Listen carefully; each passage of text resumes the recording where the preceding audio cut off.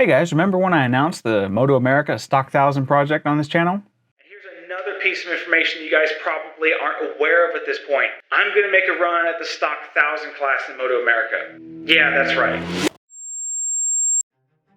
Well, the vast majority of you showed huge support and I really appreciate that. Thank you for following me on this journey. I did get some other comments, however. My favorite being from Facebook. So here John basically says, electronics won't make you faster. And you know what? He's absolutely correct. But this raises two questions. One, what are they good for? And two, how can I use that to my advantage? Stick around as I walk you through some basic BMW S1000RR electronic wizardry.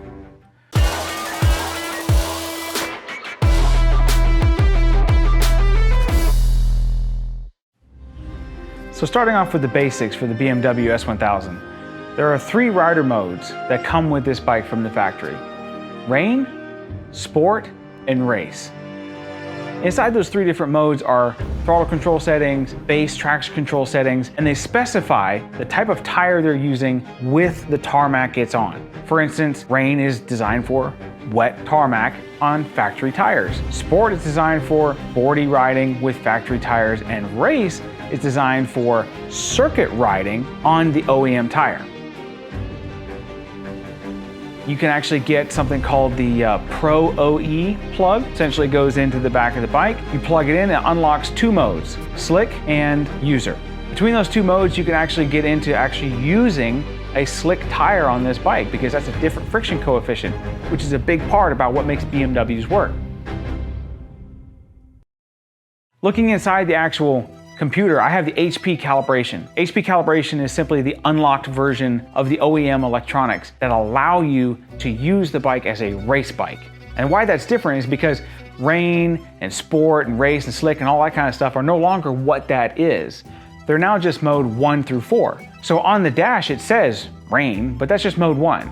And Slick is mode 4. And inside of those modes, I've got maps built by BMW Motorrad for my Pirelli 200/65/17s. And the reason why that's important is because the profile of the tire actually makes a difference in how the traction control is used at lean angle. But that's not what's important about going fast. To go fast, you have to use the available traction and you have to use as much of it as possible. So that requires feel. And that's something that gets into, can we use these electronics for our advantage? And the answer, I think, is yes. If you understand what it feels like to open the throttle and get spin and get a slide, then you can understand, okay, less throttle, or you know what, I need a little bit of traction control to come in and maybe hold back just a little bit, because BMW has something called pre-control.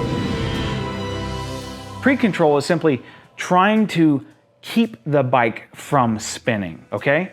I think that's different than other manufacturers. I believe that the other manufacturers use really fast computers to catch a slide rather than incorporating algorithms and strategies to keep the bike on the limit of traction. If you look in the modes on my computer here, which I can't show you unfortunately because BMW Motorrad said don't show this to anybody, so I'm not going to, I actually see that there are two different modes that have the same friction coefficient.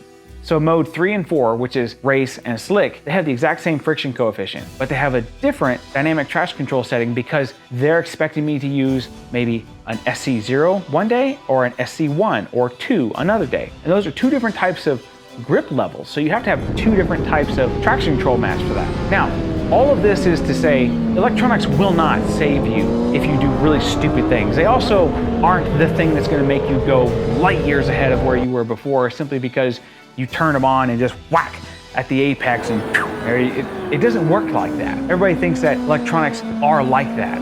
I think ever since the wider availability of traction control, starting in around 2015 or so, especially with IMU bikes, traction control has been around for maybe longer than that, but IMU bikes have actually allowed riders to come in and just kind of just rip it.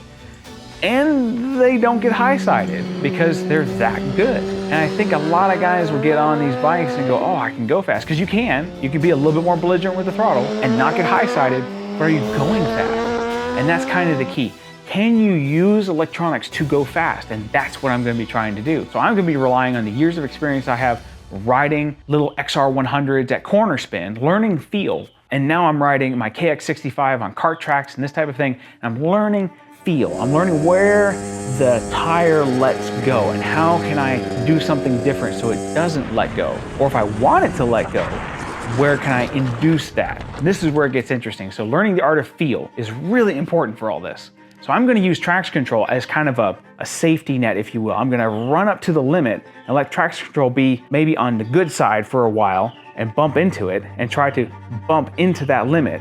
Listen to the bike go brr, brr, as it hits the actual limit of what the computer says is accessible traction. And then I'm gonna start setting it on the other side and I'm gonna let the bike wander a little bit. I'm gonna find out where the bike starts slipping and sliding like this, but I'm gonna bring that threshold within the limit of grip first, so I don't launch myself to the moon. And as that limit gets found, and I understand this is where it is, this is where it is, I need to push it harder and harder and harder, then I'm gonna start moving that up. I'm gonna move that threshold up until I can find that place where I can work the bike and get feel whenever I want, but also if I get tired at the end of a race, if I'm doing an endurance round, and I need a little bit extra electronic assistance so I don't crash or do something really stupid at the end of the race, then I'm gonna have that. So this is what I believe is the best way to use these type of electronics. Hey guys, if you enjoyed this type of content, I really appreciate it if you hit that like button. If you have any comments, if you know more about this stuff than I do, please say it down below. Let me know in the comments, how in the world does this thing actually work? If I'm off base here, let me know. I want to correct myself. I have a growth mindset. I don't want to actually be stuck doing the same old thing. I want to learn. I want to move forward with this. And right now, the only access I have to people is through YouTube, okay? So if you guys have something you want to say it down below. Appreciate it. Check you later.